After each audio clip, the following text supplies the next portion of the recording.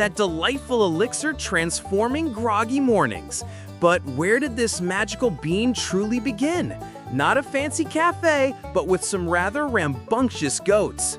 Legend says in ancient Ethiopian highlands, a goat herder named Kaldi noticed his flock acting erratically.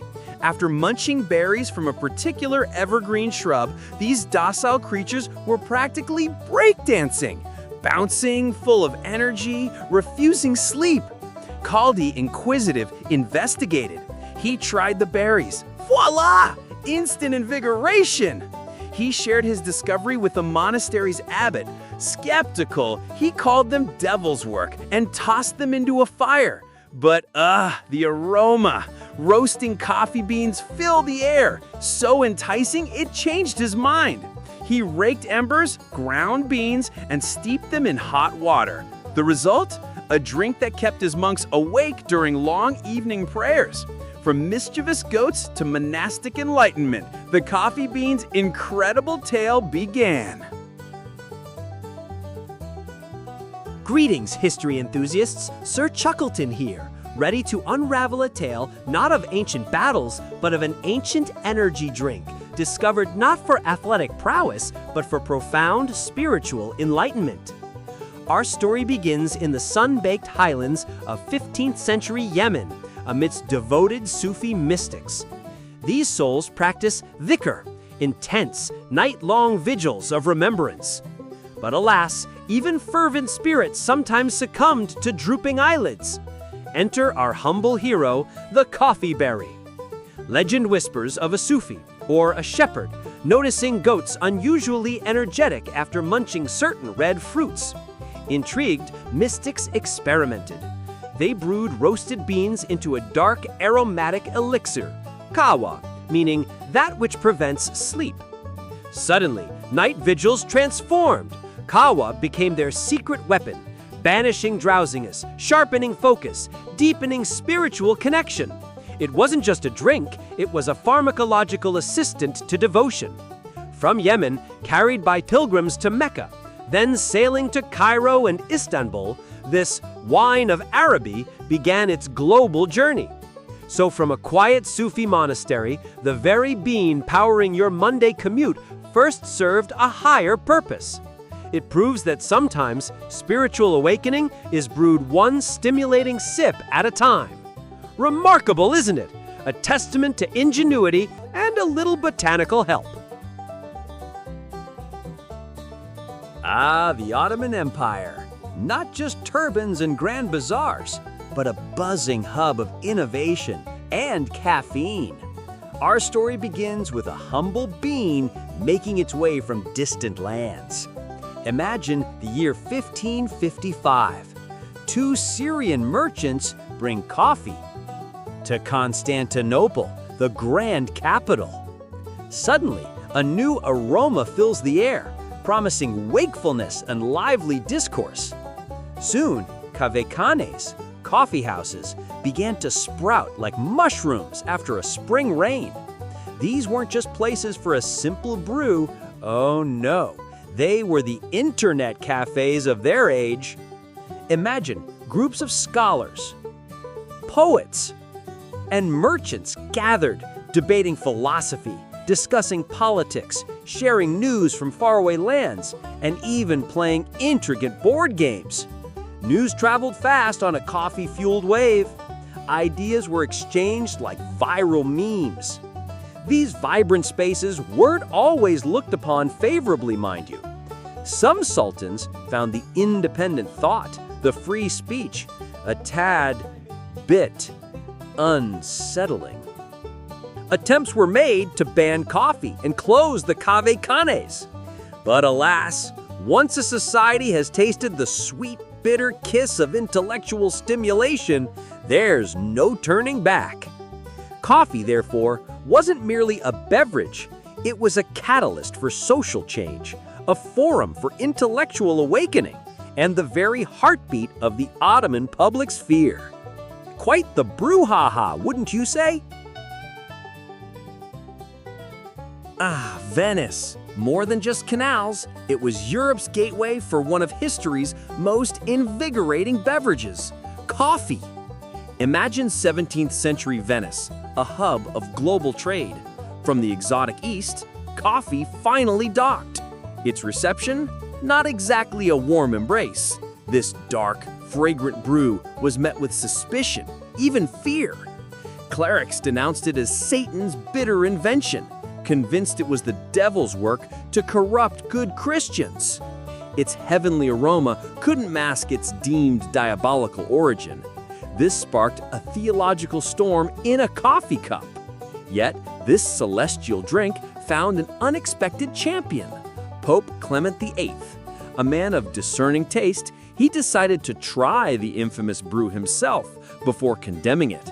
He tasted, he pondered, and with a twinkle in his eye, he declared, "This Satan's drink is so delicious, we should cheat the devil by baptizing it." And just like that, with a pontifical blessing, coffee was redeemed, transformed from a demonic brew into an acceptable, celebrated European staple. From controversial import to beloved daily ritual, a testament to a good sip and a sensible pope. Ah, the venerable alehouse. For centuries, the dim, smoky havens of hearty cheer where conversations often dissolved into muddled murmurs.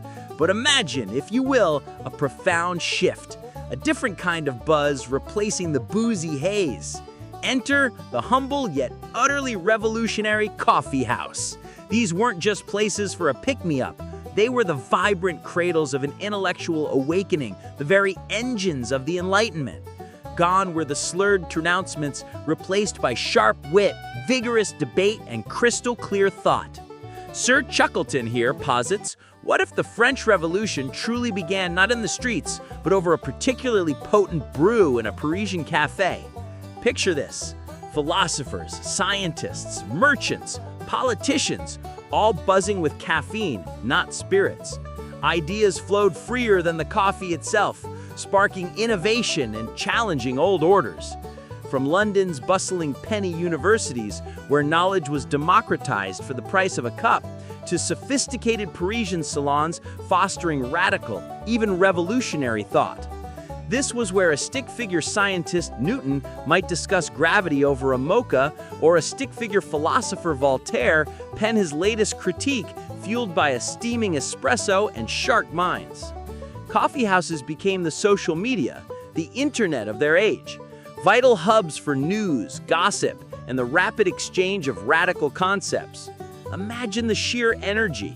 Think of the Royal Society, not cloistered in an academic ivory tower, but brainstorming over steaming cups, their ideas percolating. Or revolutionaries, whispering plots, their eyes bright, not with drink-induced stupor, but with the fierce promise of a new dawn. From nascent economics to burgeoning politics, from vibrant art to groundbreaking astronomy, these caffeinated forums profoundly reshaped society.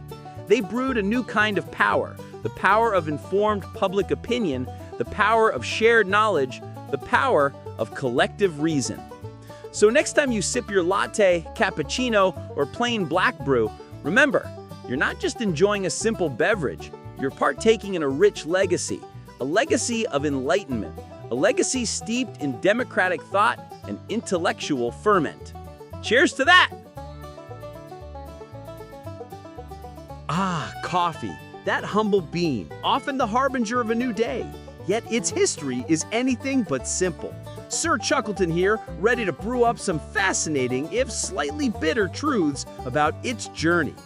From Ethiopian origins, coffee conquered.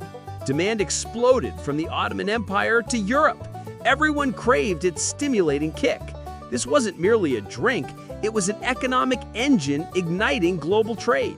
Vast fortunes were made as ships crossed oceans laden with black gold. New routes emerged, connecting lands propelled by this stimulant, a liquid gold rush rapidly globalizing economies. But every silver lining casts a dark shadow. Insatiable coffee demand in European markets fueled colonial expansion. European powers eyed fertile lands and cheap labor as untapped resources. Plantations sprang up from the Caribbean to Southeast Asia. These were brutal production engines, built upon enslaved and exploited peoples. The energy fueling European Enlightenment often sprang from profound human suffering. So as you sip your next latte, consider that cup's complex history. A tale of global connection, yes, but also a stark reminder of economic forces driving humanity's darker chapters. A potent brew indeed.